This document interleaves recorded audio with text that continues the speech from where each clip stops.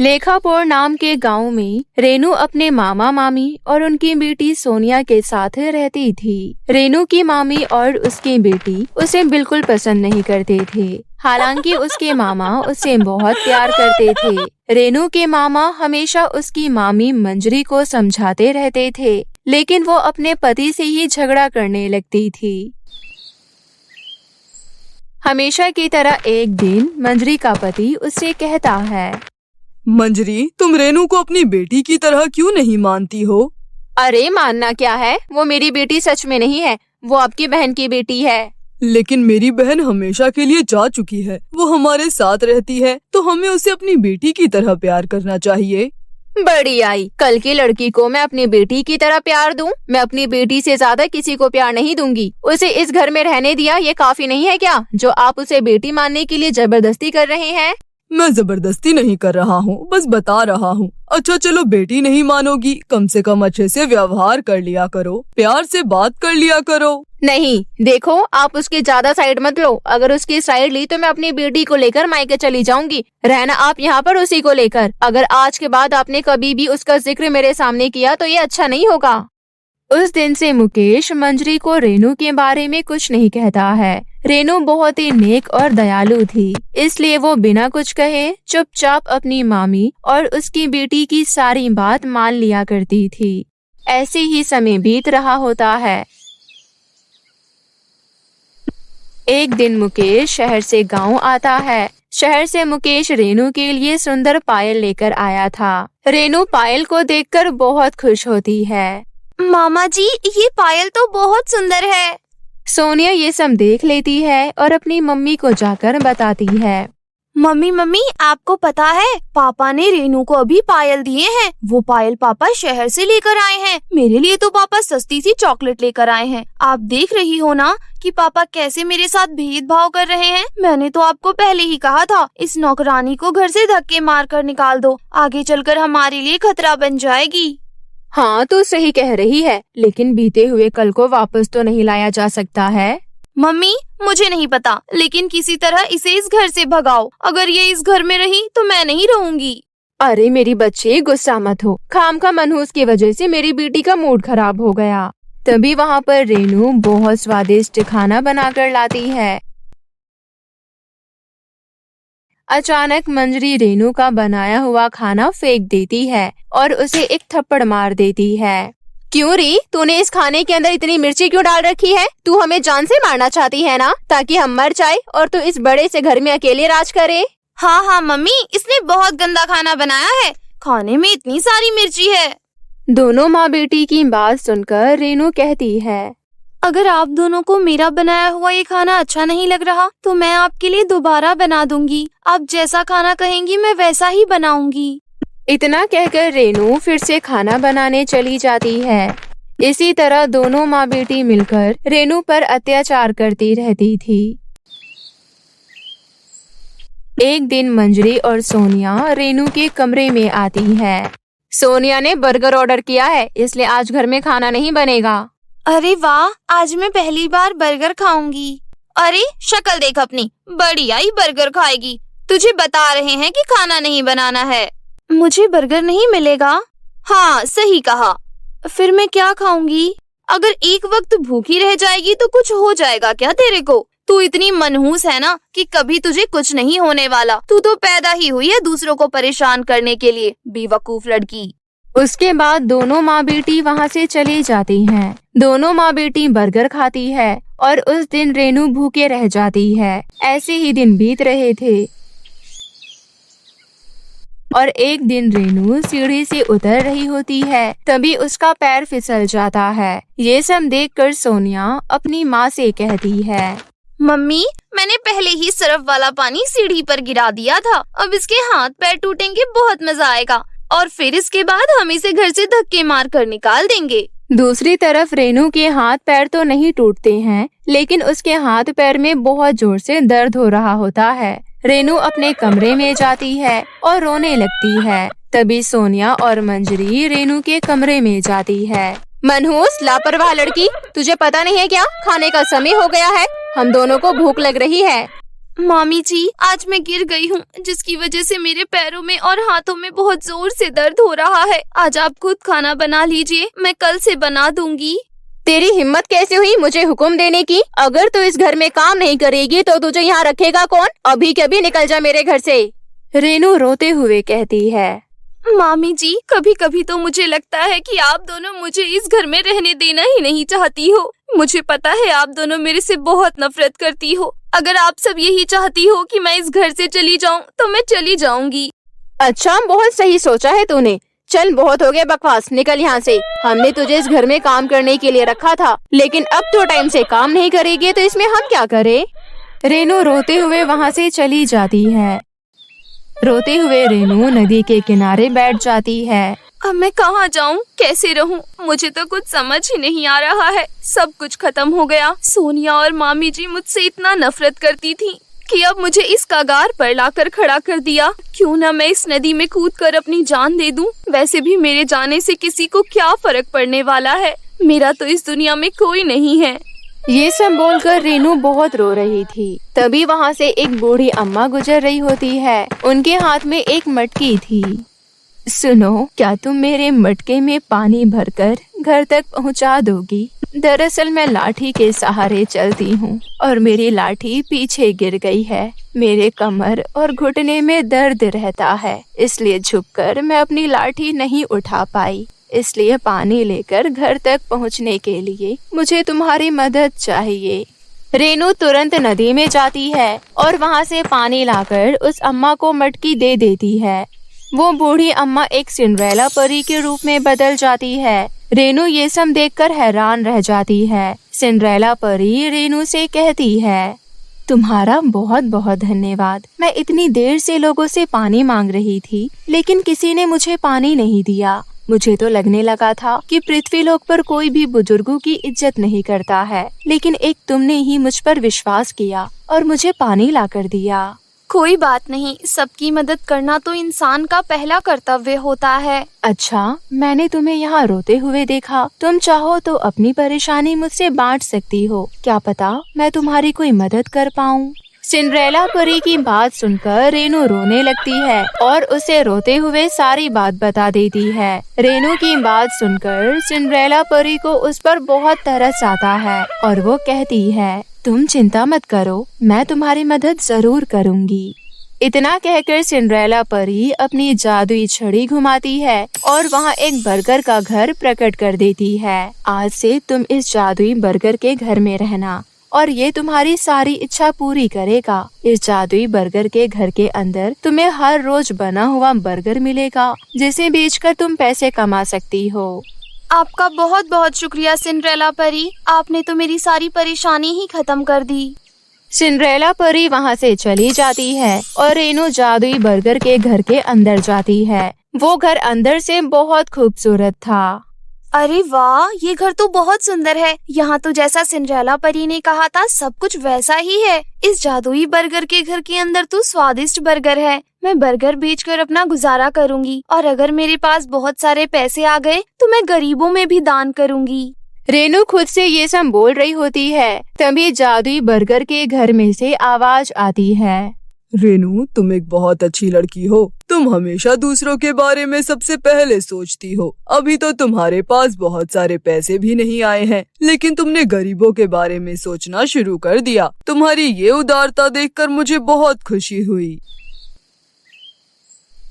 अगले दिन से रेनू बर्गर बेचना शुरू कर देती है। गांव में पहली बार कोई बर्गर बेच रहा था। गांव वालों ने कभी बर्गर नहीं खाया था। उन्हें रेनू का बर्गर बहुत टेस्टी लगता है। रेनू को बर्गर बेचने में बहुत मुनाफा होता था, इसलिए जल्द ही रेनू एक बड़ी सी बर्गर की दुकान खोल लेती है। रेनू की बर्गर की बिक्री बहुत होती है और उसकी दुकान गांव के साथ साथ शहरों में भी मशहूर हो जाती है। एक दिन रेनू अपनी दुकान से अपने घर लौट रही थी। सोनिया और मंजरी रेनू को देखते हैं। वो दोनों रेनू के पास आती हैं। लगता है तू बहुत अमीर हो गई है। कहाँ तू फटे पुराने कपड़े पहनती थी और आज मैं तुझे इतने सुंदर कपड़ों में देख रही हूँ। क्या किसी अमीर लड़के को फंसाया है क्या? खुद की तरह समझ रखा है क्या? जो कर रही हूँ अपनी मेहनत से कर रही हूँ, तेरी तरह नहीं। मुझे आप दोनों से कोई बात नहीं करनी है। आज के बाद कभी भी मेरे से बात करने की कोशिश मत करना। ये बोलकर रेनू आगे बढ़ जाती है। देख रही हूँ मम्मी, एटीट्यूड सिर चढ़कर बोल रहा है। छोड़ना, हमें क्या, चल हम घर चलती हैं। उसके बाद दोनों माँ बेटी अपने घर चली जाती है। दूसरी तरफ रेनू अकेले हंसी खुशी अपना जीवन व्यतीत कर रही थी। मीनल बेटा सो जाओ, कल तुम्हें स्कूल भी तो जाना है ना। मम्मी पहले मुझे परियों की कहानी सुनाओ, तभी तो मुझे नींद आएगी। अच्छा ठीक है, आओ मेरे पास। मीनल अपनी माँ राधिका की गोद में सर रखकर लेट गई और देखते ही देखते कहानी सुनते सुनते मीनल सो गई। मीनल अपनी माँ राधिका से बहुत प्यार करती थी। स्कूल से आने के बाद वो अपनी माँ राधिका के साथ खूब बातें करती, हंसती खेलती। ऐसे ही हंसी खुशी उनके दिन बीत रहे थे। फिर एक दिन उनके खुशहाल परिवार को किसी की नजर लग गई। मम्मी चलो ना, आज बाहर घूमने चलते हैं। नहीं बेटा, मेरी तबीयत कुछ ठीक नहीं लग रही, तुम पापा के साथ चली जाना, तुम्हारे पापा ऑफिस से आते ही होंगे। इतने में मीनल के पिता कैलाश भी काम पर से घर लौट आए। पापा आप आ गए, मुझे बाहर घूमने जाना है। हाँ हाँ क्यों नहीं मीनल बेटा, हम जरूर चलेंगे। चलो राधिका तुम भी जल्दी से रेडी हो जाओ। नहीं, मेरी तबीयत कुछ ठीक नहीं लग रही, आप दोनों चले जाओ। क्या हुआ राधिका, सब ठीक तो है ना? चलो मैं तुम्हें डॉक्टर के पास ले चलता हूँ। डॉक्टर के पास जाने की जरूरत नहीं, बस थोड़ी बेचैनी महसूस हो रही है। थोड़ी देर में मैं ठीक हो जाऊंगी, आप जाइए। मम्मी मैं आपके लिए आपके फेवरेट चीज लेकर आऊंगी, आपको बहुत पसंद है ना, पाइनएप्पल आइसक्रीम। अच्छा राधिका, हम जल्दी लौट आएंगे, तुम अपना ध्यान रखना। इतना बोलकर कैलाश बेटी मीनल को लेकर वहाँ से चला गया। मीनल अपने पापा के साथ बाहर घूमने चली गई। फिर घर लौटते समय उसने अपनी मम्मी के लिए पाइनएप्पल आइसक्रीम खरीदी। लेकिन जब वो घर पहुँचे तो वहाँ का नजारा देखकर कैलाश और मीनल दोनों चीख पड़े। राधिका फर्श पर बेहोश पड़ी थी और उसके सर से काफी खून बह रहा था। कैलाश जल्दी से राधिका को अस्पताल लेकर गया, जहाँ डॉक्टर ने उसका इलाज शुरू किया। वहीं बेचारी मीनल अपने पिता कैलाश से लिपटकर रोए जा रही थी। पापा मम्मी ठीक तो है ना? हाँ बेटा, तुम्हारी मम्मी बिल्कुल ठीक हो जाएगी। देखो डॉक्टर अंकल उनका इलाज कर रहे हैं ना, अब तुम रोना बंद करो। तभी राधिका का इलाज कर रहा डॉक्टर बाहर आया और कैलाश से बोला, आई एम सॉरी, हम आपकी पत्नी को बचा नहीं पाए, उन्हें ब्रेन हेमरेज हो गया था। ये सुनकर कैलाश और मीनल खूब रोते हैं। ऐसे ही समय बीत रहा था, लेकिन मीनल अभी भी अपनी माँ राधिका की फोटो को सीने से लगाकर सोती थी। उसे माँ के साथ बिताया हुआ हर पल याद आता। फिर एक दिन मीनल रोते हुए अपने पिता कैलाश से बोली, पापा मुझे मम्मी चाहिए, मुझे मम्मी की बहुत याद आती है। मीनल बेटा रो मत, तुम्हारी मम्मी जल्दी लौट आएगी। ये कहते हुए कैलाश झूठा दिलासा देते हुए बेटी मीनल को चुप कराता है। फिर एक दिन कैलाश की छोटी बहन सरिता की बेटी तारा का जन्मदिन था। जन्मदिन की पार्टी में शामिल होने कैलाश अपनी बेटी मीनल को भी लेकर पहुंचा। उस पार्टी में सरिता की सहेली अनुराधा भी आई थी, जो कि दूसरे शहर में रहती थी और अब तक उसने शादी नहीं की थी। पार्टी में कैलाश और उसकी बेटी मीनल की हालत अनुराधा से देखी नहीं गई। दरअसल अनुराधा पहले से ही कैलाश को बहुत पसंद करती थी, लेकिन कैलाश ने अपनी पसंद की लड़की राधिका से शादी की, जिस वजह से अनुराधा ने कभी शादी नहीं की। इतने सालों बाद कैलाश को देख अनुराधा ने अपनी सहेली सरिता से कहा, सरिता देखो ना, मीनल बिन माँ की कितनी दुखी है, तुम्हारा भाई दूसरी शादी क्यों नहीं कर लेता? अब तू ही बता अनुराधा, भला आज के जमाने में कौन एक लड़की के बाप से शादी करना चाहेगा? सरिता तुम तो जानती ही हो, मैं शुरू से ही तुम्हारे भाई कैलाश को कितना पसंद करती थी, लेकिन शायद किस्मत को कुछ और ही मंजूर था, इसलिए उनकी शादी राधिका से हो गई। लेकिन सच बताऊं, मैं आज भी कैलाश जी को उतना ही पसंद करती हूँ जितना 10 साल पहले करती थी। अगर तुम्हें कोई एतराज ना हो तो मैं मीनल की माँ बनकर उसे ढेर सारा प्यार देना चाहती हूँ। क्या सच में अनुराधा, तुम मेरे भाई से शादी करोगी? हाँ मैं सीरियसली बोल रही हूँ, मैं कैलाश से शादी करना चाहती हूँ। अगर ऐसी बात है तो मैं अपने भाई से बहुत जल्द बात करूंगी। फिर कुछ दिन बाद सरिता ने अपने भाई कैलाश को मीनल की खातिर दूसरी शादी करने को कहा। अगर तुम मुझे अपनी छोटी बहन मानते हो भैया तो शादी के लिए हाँ कर दो। नहीं बहन, मैं राधिका को भुला नहीं सकता, मैं दूसरी शादी नहीं करूँगा। भैया मान जाओ, भले ही तुम्हें पत्नी की जरूरत ना हो, लेकिन उस मासूम बच्चे की अभी उम्र ही क्या है। उसे माँ के प्यार की बहुत जरूरत है। अपने लिए ना सही, अपनी बेटी मीनल की खुशी की खातिर शादी के लिए हाँ कर दो। अपनी बेटी मीनल की खातिर कैलाश ने अनुराधा से दूसरी शादी कर ली। अनुराधा आते ही कैलाश के बिखरे हुए घर को अच्छे से संभाल लेती है।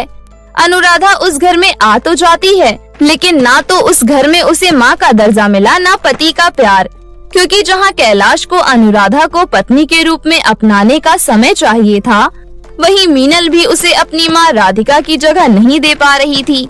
साथ ही स्कूल के सभी बच्चे उसे सौतेली माँ के खिलाफ भड़का देते हैं। एक दिन मीनल की सहेली नेहा क्लास में उससे बोली, अरे मीनल, तू जानती नहीं है, ये सौतेली माँ बहुत बुरी होती है। ये घर का सारा काम करवाती है, मारती पीटती है, और जब खुद का बच्चा हो जाता है ना तो फिर बुरी हो जाती है और घर से निकाल देती है। अपनी सहेली नेहा की बात सुनकर मीनल के मन में अपनी सौतेली माँ अनुराधा के खिलाफ और भी नफरत होने लगी। एक दिन मीनल स्कूल जा रही थी, तभी अनुराधा उसे रोकते हुए बोली, मीनल बेटा रुको, अपना लंच बॉक्स तो लेती जाओ। कोई जरूरत नहीं है, मैं स्कूल के कैंटीन से ही कुछ खा लूंगी, मुझे नहीं खाना आपके हाथ का खाना। मीनल, ये क्या तरीका है अपनी माँ से बात करने का? मीनल, ये क्या तरीका है अपनी माँ से बात करने का?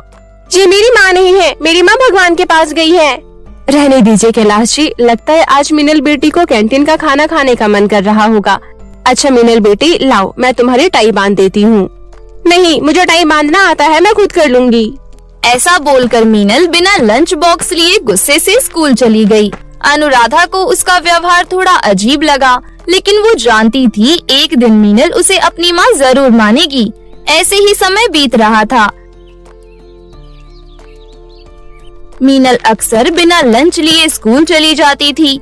अनुराधा अपनी तरफ से पूरी कोशिश करती कि वो अच्छी माँ बन सके। वो मीनल के कपड़े धोती, उसका कमरा साफ करती और उसकी पसंद का खाना बनाती, लेकिन मीनल उसे नफरत भरी निगाहों से देखा करती। ऐसे ही एक रोज, अरे ये गुलाबी फ्रॉक बिस्तर पर ऐसे कैसे रखी है? लगता है गंदी है, मैं इसे धो देती हूँ। अनुराधा फ्रॉक को धो देती है। शाम को मीनल को अपनी सहेली नेहा के बर्थडे पार्टी में जाना था। वो जब अपनी गुलाबी फ्रॉक को ढूंढती है तो उसे वो नहीं मिलती। फिर वो जाकर अनुराधा से पूछती है, सुन सौतेली, मेरी गुलाबी रंग की फ्रॉक कहाँ रखी है? ओह, मुझे लगा वो फ्रॉक धोने के लिए रखी है, इसलिए मैंने फ्रॉक को धो दी। ये क्या किया तुमने? अब मैं अपनी सहेली के बर्थडे में क्या पहनकर जाऊंगी? आज के बाद तुम मेरी किसी भी चीज को हाथ मत लगाना, समझी? ये कहते हुए मीनल अपने कमरे में गुस्से से चली गई। वहीं कैलाश अपनी बेटी का ऐसा व्यवहार देख अनुराधा से माफी मांगता है। कुछ दिनों बाद मीनल के एग्जाम शुरू होने वाले थे, इसलिए वो रात में पढ़ाई कर रही थी। अनुराधा ने जब ये देखा तो वो दूध से भरा गिलास लेकर मीनल के पास गई। ये लो बेटी, केसर वाला दूध पी लो। तुम मेरी सौतेली माँ हो, समझी? मेरी माँ बनने की कोशिश मत करो। सौतेली माँ हमेशा सौतेली ही होती है, वो सगी माँ नहीं बन सकती, समझी? बेटी, सगी सौतेली कुछ नहीं होता, माँ तो माँ होती है। अच्छा चलो, मैं तुम्हारी पढ़ाई में कुछ हेल्प करूँ? नहीं, आप बस मेहरबानी करके मेरे कमरे से बाहर जाइए, मुझे पढ़ाई करनी है, सौतेली कहीं की। ये सुनकर अनुराधा की आंखों में आंसू आ गए और वे चुपचाप वहाँ से चली गई। अगली सुबह अनुराधा जल्दी उठकर मीनल का लंच बॉक्स तैयार करती है, साथ ही उसके पीने के लिए मैंगो शेक बनाती है। उसके बाद अनुराधा मीनल को जगाने जाती है। पहले तो मीनल को अनुराधा को अपने कमरे में देखते ही बहुत गुस्सा आया, लेकिन मैंगो शेक हाथों में देख वो बहुत खुश होती है और झट से सारा मैंगो शेक पी गई। अनुराधा मुस्कुराते हुए खाली गिलास लेकर कमरे से बाहर आई। ये देख कैलाश बोला, मुझे अच्छा लगा अनुराधा कि तुम मेरी बेटी मीनल की हर छोटी बड़ी चीज का कितना ख्याल रखती हो। नहीं तो आजकल के जमाने में कहाँ कोई सौतेली बेटी का इतना ख्याल रखता है। कैलाश जी, आप बोलने में गलती कर रहे हो, तुम्हारी नहीं हमारी बेटी है मीनल। ये सुनकर कैलाश बहुत खुश हुआ और झट से अनुराधा को गले से लगा लिया। उस दिन पहली बार कैलाश ने अनुराधा को गले से लगाया था। अनुराधा भी बहुत खुश होती है। ऐसे ही कुछ दिन बीत गए। फिर एक दिन छत से कपड़े उतारते वक्त अनुराधा का पैर फिसल गया और वो सीढ़ियों से नीचे गिर गई। उसके सिर से खून बहने लगा और वो बेहोश हो गई। उसे जल्दी से अस्पताल ले जाया गया, जहां उसकी हालत गंभीर बनी हुई थी। एक बार फिर कैलाश और मीनल की आंखों में माँ और पत्नी के खोने का डर बना हुआ था। मीनल को अपनी सौतेली माँ का वो सारा प्यार याद आने लगा। फिर वो रोते हुए भगवान से प्रार्थना करने लगी, मेरी माँ को ठीक कर दो भगवान। मैं दोबारा से अपनी माँ को नहीं खोना चाहती। अपनी बेटी को इस तरह रोता देख कैलाश ने उसे गले से लगा लिया। वो हमें कितना प्यार करती थी, लेकिन हमने उसके प्यार को नहीं समझा। भगवान जी, अनुराधा को ठीक कर दो। तभी डॉक्टर उसके पास आया और बोला, आपकी पत्नी अब खतरे से बाहर है, आप उनसे मिल सकते हो। कैलाश और मीनल तुरंत जाकर अनुराधा से मिलते हैं। मीनल अनुराधा से लिपटकर खूब रोती है। मुझे माफ कर दो माँ, आप बहुत अच्छी हो। सच में आप लाखों में एक मेरी सौतेली माँ हो। ये कहते हुए मीनल ने अपनी सौतेली माँ अनुराधा से माफी मांगी। कुछ दिन बाद अनुराधा ठीक होकर घर आ गई। अब मीनल और कैलाश दोनों अनुराधा को खूब प्यार करते हैं। वहीं अनुराधा भी दोनों का प्यार पाकर बहुत खुश थी। फिर सभी खुशी खुशी प्यार से रहने लगे।